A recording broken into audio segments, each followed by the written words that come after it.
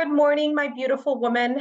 Welcome to Lingerie and Lattes. My name is Olivia Drumaga.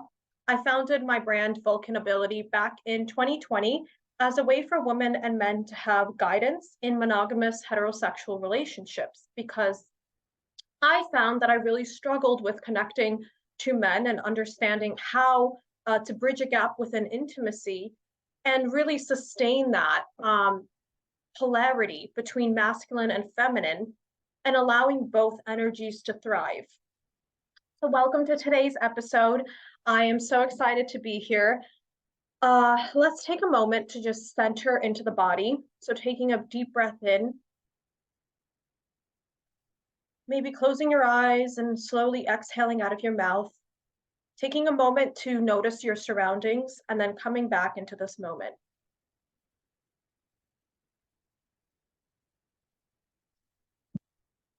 We are currently in November, so for the Northern Hemisphere, it means that we're getting into more of the colder months. And this Wednesday, I just completed a beautiful women's circle with one of my dear friends in New York City with pelvic realignment. There was a bit of a massage from an osteopath. What this practice reminds me of and the showing up for the women's circles, really I would like to bring over the message to today's episode. How much pampering and bringing nourishment to the goddess self, to the goddess archetype within us, we become magnetic to the world around us. So a lot of the times when we're struggling in relationships, there could be a bit of a disconnect from ourselves, whether it be from our bodies or what we want to create in this world. So if we consider what is the next step in our manifestation process, what is the next step of our surrendering to the universe's will for us? We want to be in a place that we can accept messages and symbols and start recognizing synchronicities, which are the breadcrumbs for our next steps. And the way that we're able to recognize the breadcrumbs for what they are is through practices that nourish this goddess self. So what does that include? It could be connecting with other women with no other goal but spiritual fulfillment.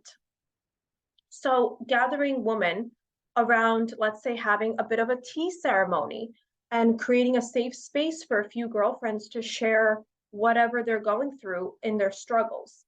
It's so healing for other women to hold space for each other and allow our ascension to happen as a group, as a gathering. Women are exceptionally good at helping others, and also they struggle at the same time with helping themselves most of the times. So when we look into those practices that can help yourself, I like to focus on things that focus on the senses.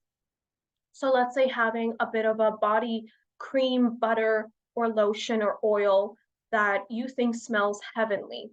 Just that scent in itself slows the brain down, or not slows the brain down, but slows you down and activates the brain that, hey, there's pleasure happening in this moment. Noticing for me also a lot of the self-care practices that are specifically related to the senses are a little bit more aesthetic because, again, the senses are related to the body. So perhaps we could do a nice indulgent dessert and taking that moment to really focus on the textures and the flavors as they melt on your tongue. Chocolate is very easy and fun to do with this. I did this whole group. I did a Facebook group live many years ago where I took women through a sensual embodiment for 5 days. And we did have these little trinkets to play with ourselves and how we relate to the world as a woman.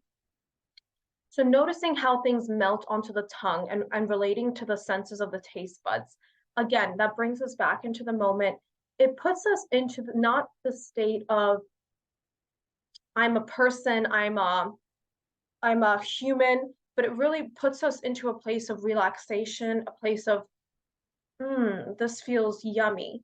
And when we start getting into that headspace, we start to see ourselves more as this queen reigning over a kingdom. And again, however you perceive yourself is how others are going to treat you.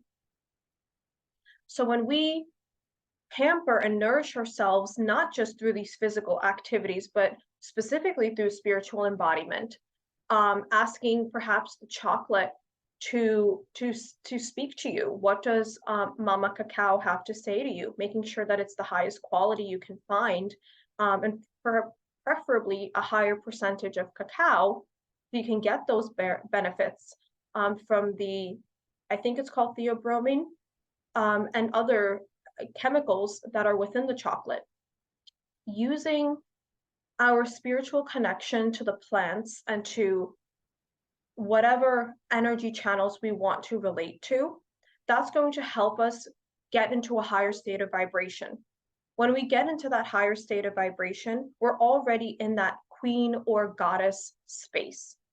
Once we are there, it's easier to upkeep and kind of maintain that demeanor. The way we're able to maintain a sense of goddessness or queen self is through these practices.